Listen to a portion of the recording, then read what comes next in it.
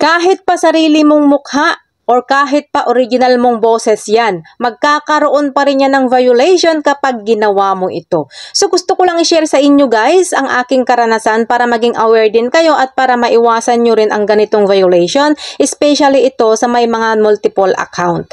Dahil yung nangyari sa akin guys is pinost ko sa main account ko yung video at picture ko, pero yung account ko na yon ay hindi siya naka-turn on ang professional mode. Kaya pinost ko ulit dito guys sa pangalawang account ko dahil nga kako sayang yung earnings kasi nga monetize naman ako dito. At hindi ko naman nakalain guys na madedetect ito ng system dahil nga naka-only me yung post ko doon sa aking main account.